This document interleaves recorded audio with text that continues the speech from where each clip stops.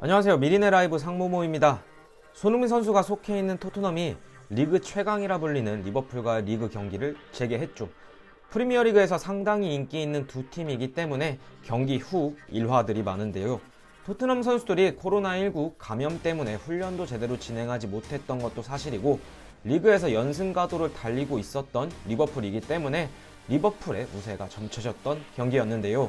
결론적으로 손흥민 선수의 동점골에 힘입어 토트넘이 리버풀을 상대로 비겼습니다. 승점 1점을 따냈고, 토트넘은 아직까지 리그 7위에 기록되어 있지만 다른 팀에 비해 3경기나 덜 치렀기 때문에 앞으로 경기를 잘 치러낸다면 순위권 싸움을 할 수 있을 것으로 보입니다.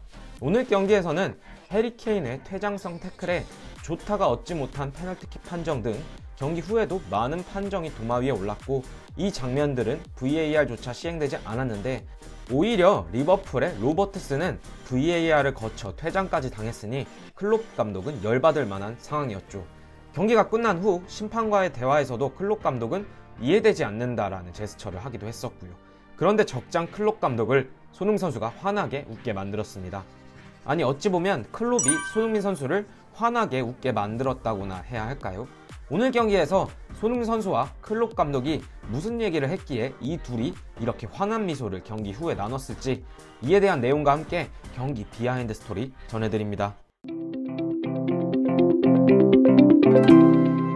네, 일단 손흥민 선수가 코로나에 걸렸다는 소문도 있었고, 손흥민 선수뿐만 아니라 토트넘의 많은 선수들이 코로나 확진 판정을 받으며 브라이튼전과 레스터 시티전을 치르지 못한 토트넘이었는데요. 리버풀과의 경기에서도 손흥민 선수가 나올 수 있을 것인지, 아니 경기를 할 수 있을지는 시작 전까지 모른다라는 얘기가 있었고, 워낙 클롭을 상대로 강한 면모를 보여줬던 손흥민 선수이고, 첼시 시절부터 라이벌 관계를 형성했던 클롭과 콘테 감독이기 때문에 과연 누가 이길 것이냐 상당한 승부 예측이 많았었죠. 도박사들은 리버풀의 우위를 점치며 토트넘이 경기에 질 것이다라는 예상이 많았었는데요. 이 예상을 깨고 토트넘이 아주 좋은 선전을 보여줬습니다.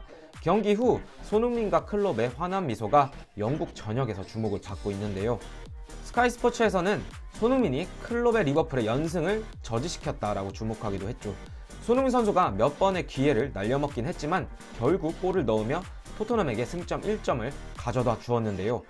도대체 손흥민 선수와 클롭 감독이 무슨 일이 있었길래 이 둘이 이렇게 환한 미소를 보인 걸까요? 거의 자지러졌다고 표현을 하는 게 더 맞을 것 같은데요. 우선 클롭과 손흥민 선수는 꽤나 오랜 인연을 갖고 있죠. 그리고 손흥민 선수는 유독 클롭 감독에게 강한 모습을 보이고 있습니다.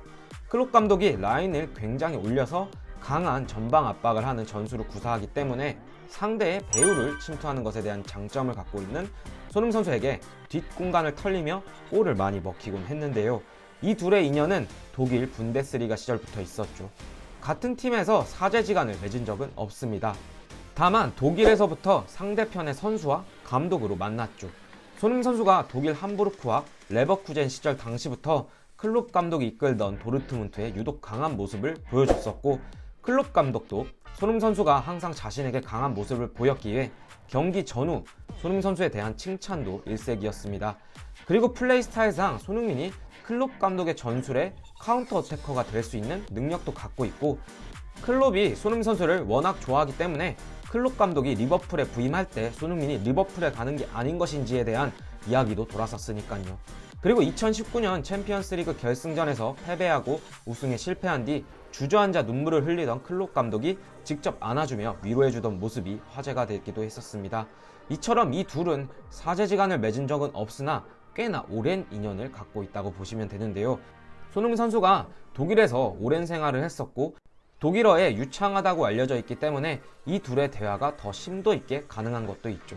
앞서 말씀드렸듯이 오늘 클롭 감독이 이해하지 못할 만한 경기 판정들이 몇 번 있었고 옐로 카드도 받았던 클롭 감독이기 때문에 경기 후에도 꽤나 기분이 안 좋아 보였습니다.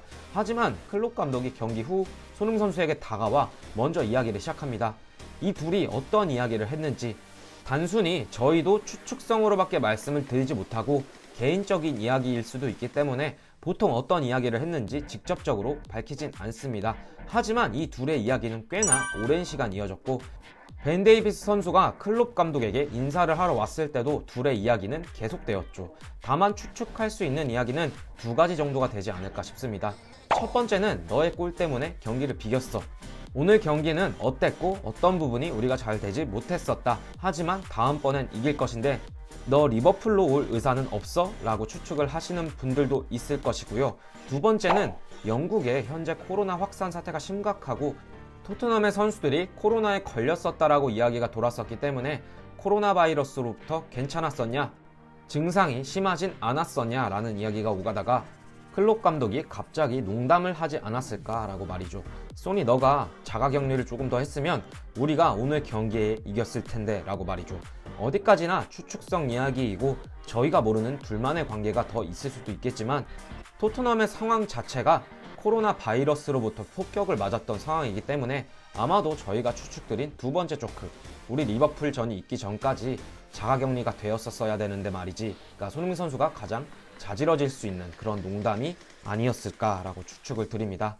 경기 전부터 두 팀의 승패에 대한 관심이 집중되던 경기였고 경기를 치르는 동안에도 석연찮은 판정들도 있었고 매우 흥분했던 두 팀의 선수들과 감독이 이렇게 경기를 끝나고 서로를 향해 따뜻하게 안아주고 격려인지는 모르겠지만 긴 시간 대화를 통해 서로 소통하는 모습이 축구계에서 승패를 떠나 보기 좋은 모습인 것 같습니다.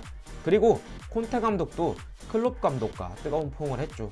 콘테 감독은 첼시 시절부터 클롭의 리버풀에 꽤나 강한 모습을 보여왔고 서로를 존중하는 사이라고 알려져 있는데 오늘 경기에서 승패를 가리지 못해 경기를 지켜보는 팬이나 경기를 운영하는 감독들 모두 참 아쉬울 만한 상황이나 역시 경기 후에는 서로를 존중하는 모습이 보기 좋았었습니다.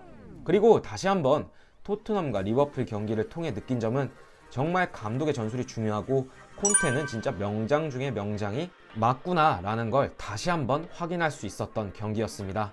제이미 바디와 함께 15경기 연속 공격 포인트를 기록한 대기록을 세운 살라를 세세뇽, 벤 데이비스, 알리를 통해 완벽하게 틀어맞는 모습과 윙크스, 알리, 은돔벨레를 미드필더로 내세우며 쓴소리를 들었던 선수들을 적절하게 활용해서 리그 최강 리버풀과의 경기에서 승점 1점을 획득했으니 말이죠. 콘테 감독이 부임한 이후로 토트넘의 경기력이 달라지고 있죠. 토트넘 경기가 있기 전 어떤 경기력을 토트넘이 보여줄 것인지 기대를 하게 만드는 콘테 감독입니다.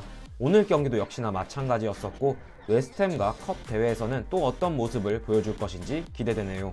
네, 이번 영상은 클롭과 손흥민이 어떤 주제로 이야기를 했을까에 대해 이야기를 해봤고 영상은 여기서 마치도록 하겠습니다. 구독과 좋아요, 알람 설정 부탁드리면서 영상 마치겠습니다. 감사합니다.